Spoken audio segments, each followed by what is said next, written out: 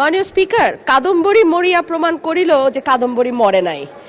আমাদের তেলের দাম শেষমেশ বৃদ্ধি হইল মাননীয় স্পিকার, কিন্তু তার আগে আমরা দেখলাম কয়েক কিলোমিটার জুড়ে লম্বা লাইন।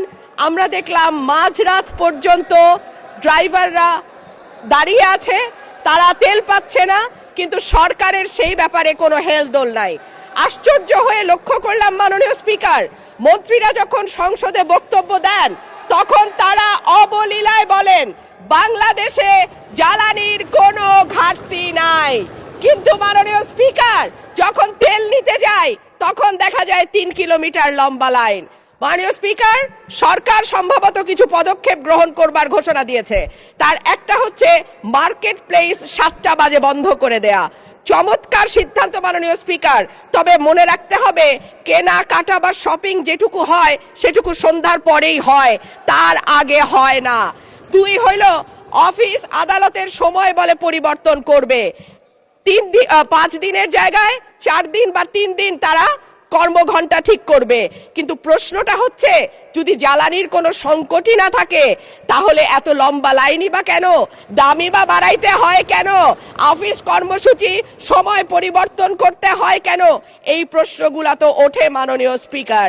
মাননীয় স্পিকার, আপনার মাধ্যমে এই সংসদের কাছে আমি জানতে চাই, জ্বালানি মন্ত্রীরা যখন গণমাধ্যমে কথা বলেন তখন মনে হয় বাংলাদেশে আল্লাহর রহমতে কোনো সংকট নাই। ওনারা যদি পরিষ্কার করে বলেন বাংলাদেশে বর্তমানে কত দিনের অকটেন ডিজেলের মজুদ আছে, কতদিন চলতে পারবে, পাম্পগুলো কেন পর্যাপ্ত পরিমাণ তেল পায় না, তেলের মজুদদারি। তুমি মাত্র 7.5 ভরি গহনা ফেরত দাও, তোমার আবার ঢুকতে দিব বাসার ভিতরে। ঠিক এই কাজটাই গভর্নমেন্ট অ্যালাউ করছে। 35,000 কোটি টাকা 5টা ব্যাংকে ইনজেক্ট করা হয়েছে।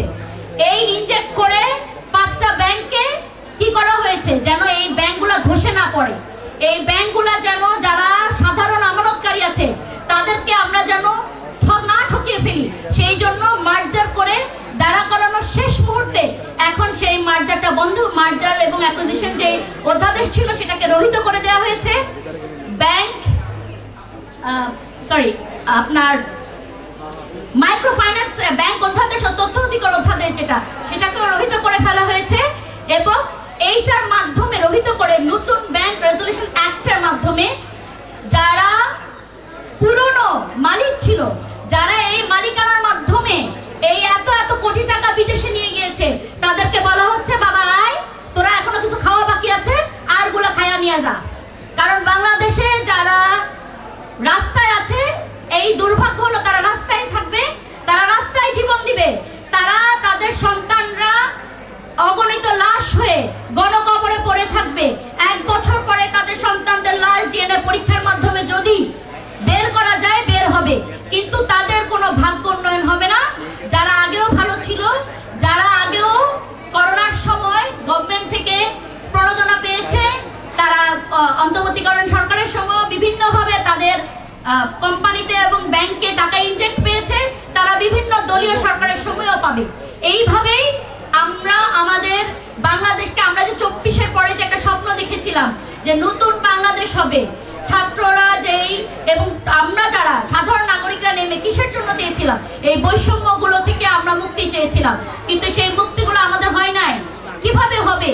কারণ আমরা যেই ক্ষমতায় যাই সেই মনে করি কি সেই আইন এমন ভাবে বানাই যে আমি মনে হয় আর কোনোদিন ক্ষমতা থেকে নামবো না, এই ক্ষমতাটাই আমাদের জন্য একদম পার্মানেন্ট হয়ে গেছে। গতবার এটা যদি 17 বছর থাকে, এবারে আমি 20 বছর থাকবো। এই জায়গা থেকে আমাদেরকে বের হয়ে আসতে হবে।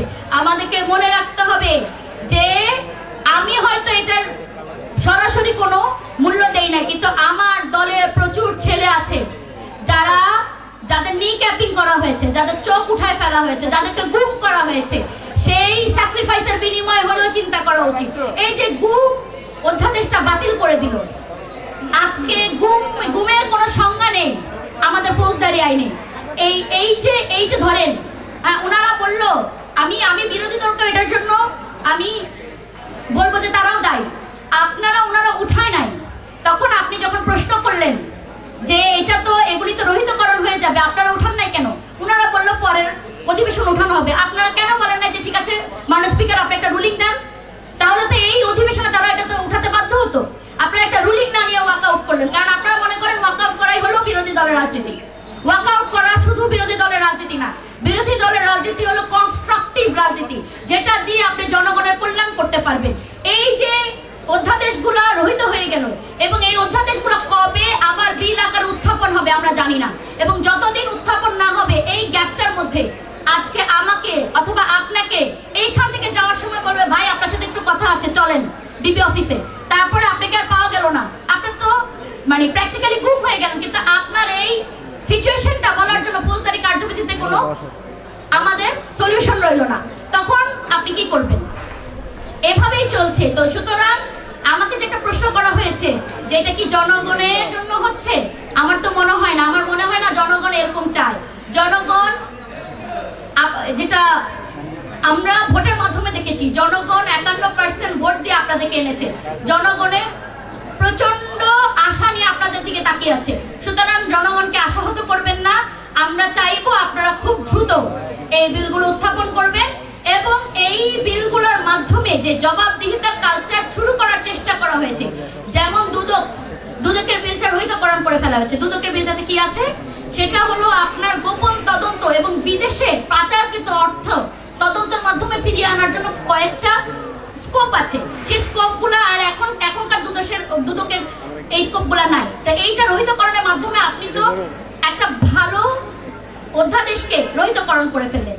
তো এইভাবে বিভিন্ন যেই আপনার রাজস্ব অধ্যাদেশ, ব্যাংক নীতি অধ্যাদেশ, দুদক অধ্যাদেশ, পুলিশ কমিশনের যে অধ্যাদেশগুলো, এগুলো রহিতকরণের মাধ্যমে জনগণের অধিকার খর্ব করা হচ্ছে। কারণ আমাদের যে জবাবদিহিতার, আমাদের যে অধিকারের জায়গাটা, সেই জায়গাটা আমরা যে এই যে 2 বছর ধরে এই অন্তর্বর্তীকালীন সরকার বিভিন্ন জায়গায় বিভিন্ন মানুষের সাথে কথা বলে যেই একটা আইন তৈরি করে দিয়ে গেছে, একটা খসড়া তৈরি করে দিয়ে গেছে, সেটা এক মানে কলমের খোঁচাতে অথবা আপনাদের এক কণ্ঠভোটের মাধ্যমে না হয়ে গেলে তাহলে এই 2 বছরের যে কাজ, সেটা কি তাহলে আমরা বলবো যে এটার কোনো মূল্য নেই? আমাদেরকে তো এই মূল্যটা দিতে হবে, কারণ এই কাজগুলো তো এইটা জনগণের অভিপ্রায় ছিল। সে অভিপ্রায়কে যদি আমরা সম্মান করতে না পারি, সেই অভিপ্রায়কে যদি আমরা নিয়ে আসতে না পারি, তাহলে জনগণের 51% ভোটের সমাধানটা তাহলে কোথায়? কার কাছে জনগণ চাইবে? জনগণ আপনাদের কাছে চাইবে। আপনাদের কাছেই তো জনগণ সবকিছুর ন্যায়সম্মত সমাধান চায়। তাই আমরা অনুরোধ করব আপনারা এই বিলগুলোকে আল্লাহর ওয়াস্তে আবার উত্থাপন করুন এবং জনগণের অভিপ্রায়কে সম্মান জানান। জি, ধন্যবাদ।